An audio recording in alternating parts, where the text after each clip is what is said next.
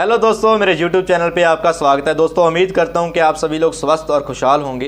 दोस्तों आज हम नई सुबह की शुरुआत एक नए टेस्ट हेपेटाइटिस बी यानी कि HBsAg टेस्ट के साथ करने जा रहे हैं। दोस्तों आज का ये वीडियो बहुत ही नॉलेज भरा रहने वाला है, क्योंकि आज इस वीडियो में आपको हेपेटाइटिस बी के बारे में पूरी जानकारी दी जाएगी। आपको ये बताया जाएगा कि हेपेटाइटिस बी का जो वायरस होता है हमारे अंदर क्या इफेक्ट डालता है और इसके पॉजिटिव होने पर हमें कौन सी समस्याओं का सामना करना पड़ता है, इसके मेन सिम्टम क्या होते हैं और ये भी बताया जाएगा कि इसके पॉजिटिव होने के क्या कारण रहते हैं। दोस्तों अगर आपने अभी तक मेरे चैनल को सब्सक्राइब नहीं किया तो मेरे चैनल को सब्सक्राइब करें।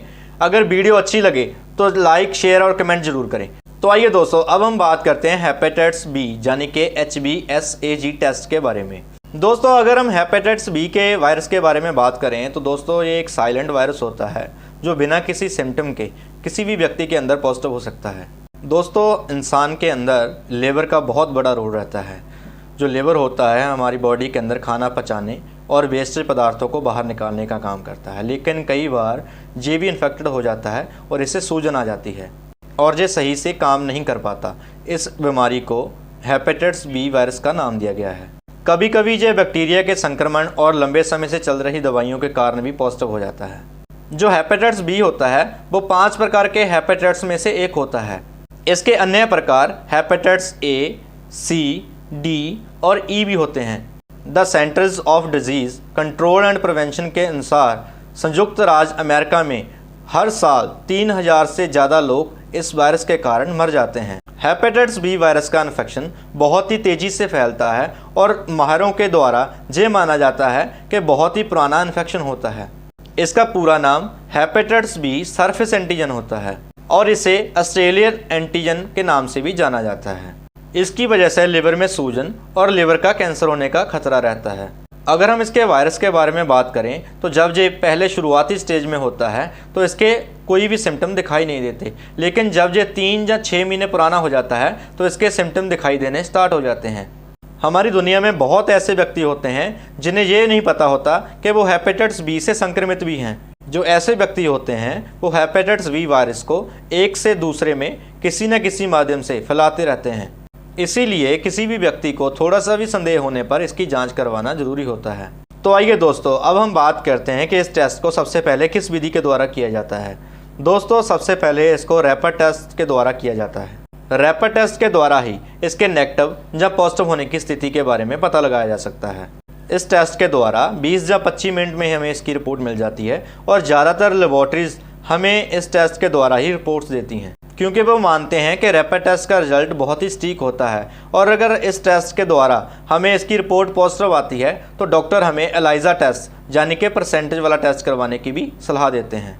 दोस्तों अगर हम एलाइजा विधि के बारे में बात करें तो एलाइजा विधि के द्वारा हमें इस वायरस की परसेंटेज वॉल्यूम के बारे में बताया जाता है, क्योंकि जो रैपिड टेस्ट होता है वो बहुत ही सेंसिटिव टेस्ट होता है, लेकिन इसकी असली कंफर्मेशन वैल्यू हमें एलाइजा टेस्ट के द्वारा ही प्राप्त होती है। दोस्तों इसकी रिजल्ट वैल्यू लेस देन 1.0 से नीचे रहनी चाहिए। अगर इससे ज़्यादा इसका रिजल्ट आता है तो हमें इसके संक्रमित होने का ज़्यादा खतरा रहता है, जिसकी वजह से हमें इस बीमारी का ट्रीटमेंट बहुत ही लंबे समय तक लेना पड़ सकता है। लेकिन बहुत सारे डॉक्टर ऐसे होते हैं जो इसका ट्रीटमेंट स्टार्ट करने से पहले हमें वायरल लोड टेस्ट करवाने की सलाह देते हैं। तो दोस्तों अगर हम वायरल लोड टेस्ट के बारे में जानकारी दें तो दोस्तों वायरल लोड जो टेस्ट होता है इसके द्वारा हमें हमारी बॉडी के अंदर जो वायरस फैल चुका है उसकी टोटल वैल्यू के बारे में बताया जाता है। बहुत सारे लोगों में इसकी वैल्यू हज़ारों, लाखों या करोड़ों की गिनती में आती है। दोस्तों जिन लोगों में इसकी वैल्यू हज़ारों, लाखों या करोड़ों की गिनती में आती है उन लोगों को ट्रीटमेंट लेना बहुत ही ज़रूरी होता है। और बहुत सारे लोग ऐसे भी होते हैं जिनकी रिजल्ट वैल्यू एलाइजा टेस्ट में तो पॉजिटिव आती है लेकिन वायरल लोड टेस्ट में वो नेगेटिव आते हैं। तो दोस्तों इसके बारे में अपने डॉक्टर से सलाह ज़रूर लें। बहुत सारे डॉक्टर ऐसे भी होते हैं जो वायरल लोड टेस्ट के साथ साथ जीनोटाइप टेस्ट की सलाह भी देते हैं। दोस्तों जीनोटाइप टेस्ट करवाने से डॉक्टर को ट्रीटमेंट करने में बहुत ही आसानी रहती है। दोस्तों 2018 में हमारे इंडिया के अंदर हेपेटाइटिस बी वायरस के संबंध में एक कार्यक्रम रखा गया था, जिसमें अभिनेता अमिताभ बच्चन जी ने खुद को भी इस संक्रमण से पीड़ित बताया था। कि हेपेटाइटिस बी किसी को छूने या किसी के साथ उठने बैठने से नहीं होता। मैं अपने पूरे परिवार के साथ रहता हूं, नाती पोते के साथ खेलता हूं, सैकड़ों लोगों के साथ मिलता जुलता हूं। मेरे आम जीवन को इससे कोई फर्क नहीं पड़ा है और ना ही मेरे परिवारजनों को। लेकिन मुझे पता चला है कि हेपेटाइटिस बी के रोगियों के साथ लोग बहुत अन्याय करते हैं। उन्हें काम नहीं देते, बहू बेटियों को घर से निकाल देते हैं, उनके साथ बुरा व्यवहार करते हैं। देखिए, हेपेटाइटिस बी के रोगी को चाहिए इलाज और चाहिए परिवार और समाज का साथ। आप साथ दीजिए, ये मेरी आपसे विनती है। अधिक जानकारी के लिए आप अपने पास के स्वास्थ्य केंद्र में जा सकते हैं। हेपेटाइटिस बी, इससे डरेंगे नहीं, हम लड़ेंगे। और उन्होंने ये भी बताया था कि उनका 70% लिवर जो है इस वायरस के द्वारा खराब किया जा चुका है, लेकिन इस ट्रीटमेंट के द्वारा उन्हें थोड़ा आराम है। दोस्तों, दुख होता है जब लोग अपनी किसी बीमारी को छुपाते हैं, लेकिन दोस्तों इसके लिए जागरूकता बहुत ही ज़रूरी होती है। दोस्तों, अगर हम पंजाब की बात करें तो पीजीआई और एम्स में इसका इलाज उपलब्ध है। हेपेटाइटिस बी का जो मरीज होता है वो उम्र भर यानी कि ज़िंदगी भर फॉलोअप पे रहता है। और दोस्तों, इसमें ख़ास बात यह है कि 80% लोगों को इसकी दवा की ज़रूरत नहीं होती, लेकिन 20% यानी कि 20% लोग इसकी दवा के बिना खतरे में भी पड़ सकते हैं। दोस्तों, इस वायरस में लिवर कैंसर और लिवर को बहुत ही बुरे तरीके से ख़राब करने की क्षमता होती है। दोस्तों, अगर पूरे देश के बारे में बात करें तो 2 से लेकर 4% लोग इससे संक्रमण होते हैं।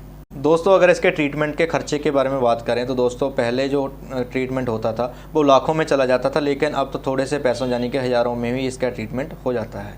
तो आइए दोस्तों, अब हम बात करते हैं कि इसके पॉजिटिव होने के क्या कारण रहते हैं। दोस्तों, इसके पॉजिटिव होने के बहुत सारे कारण हो सकते हैं, लेकिन ये आमतौर पर उन व्यक्तियों को होता है जो संक्रमित व्यक्ति के साथ सुई का साझा इस्तेमाल करते हैं। किसी संक्रमित व्यक्ति के साथ रेज़र या टूथब्रश जैसी निजी चीज़ों का साझा करना भी इसका एक मेन कारण हो सकता है। और इसके पॉजिटिव होने के चांसेज उन लोगों को ज़्यादा होते हैं जिन लोगों का बार बार डायलिसिस होता है, और जिन लोगों का किसी लंबे समय से मेडिसिन ट्रीटमेंट चल रहा है उन लोगों को भी इसके पॉजिटिव होने का खतरा रहता है, क्योंकि दवाइयों के साइड इफ़ेक्ट इतने होते हैं कि किसी इंसान को खुद भी मालूम नहीं होता। जो लोग टैटू बनवाने का शौक़ रखते हैं उन लोगों को भी इसके बारे में पूरी जानकारी होनी चाहिए, क्योंकि इसके वजह से भी बहुत सारे लोग पॉजिटिव आ रहे हैं। इसलिए टैटू बनवाते वक्त ये बात ध्यान में रखें कि सुई नहीं है या पुरानी, क्योंकि 100 में से 1% टैटू मेकर ऐसे होते हैं जो पैसा बनाने के चक्कर में पुरानी सुई का ही इस्तेमाल बार बार कर देते हैं। दोस्तों, हमारी दुनिया के अंदर बहुत सारे ऐसे लोग हैं जिनकी सोच अभी भी यहीं पर अटकी हुई है कि हाथ लगाने, गले लगने या खाना शेयर करने से हेपेटाइटिस बी का वायरस फैलता है। तो आप लोगों को ये बता दें दोस्तों कि ऐसा कुछ भी नहीं होता, ये बिल्कुल झूठ है। हाथ लगाने, गले लगने या खाना शेयर करने से हेपेटाइटिस बी का वायरस कभी भी नहीं फैलता। तो आइए दोस्तों, अब हम बात करते हैं हेपेटाइटिस बी वायरस के पॉजिटिव होने पे हमें क्या सिम्टम होते हैं, कौन सी परेशानियों का सामना करना पड़ता है। दोस्तों, अगर हम इसके सिम्टम के बारे में बात करें तो उल्टी आना, दस्त लगना, सर में ज़्यादा दर्द होना, ज़्यादा बुखार होना और त्वचा का रंग पीला पड़ जाना इसके मेन सिम्टम हो सकते हैं। और दोस्तों, जोड़ों में दर्द और मांसपेशियों में दर्द और बॉडी के अंदर बहुत ही ज़्यादा कमज़ोरी आना भी इसका एक मेन सिम्टम हो सकता है। और कई लोगों के पेशाब का रंग भी लाल गहरा होना स्टार्ट हो जाता है। तो दोस्तों, अपने डॉक्टर से सलाह ज़रूर लें और इसके टेस्ट के बारे में आपको पूरी जानकारी होनी चाहिए। दोस्तों, आज हमने हेपेटाइटिस बी यानी कि HBsAg टेस्ट के बारे में आपको पूरी जानकारी दी है। उम्मीद करता हूं कि आपको मेरे द्वारा दी गई जानकारी अच्छी लगी होगी। तो दोस्तों, अगर आपको मेरे द्वारा दी गई जानकारी अच्छी लगी तो मेरी वीडियो को लाइक करें, शेयर करें एंड कमेंट करें। अगर आप लोगों ने अभी तक मेरे चैनल को सब्सक्राइब नहीं किया तो जल्दी से मेरे चैनल को सब्सक्राइब करें और बेल आइकन पर प्रेस करें। दोस्तों, मिलते हैं नेक्स्ट वीडियो में।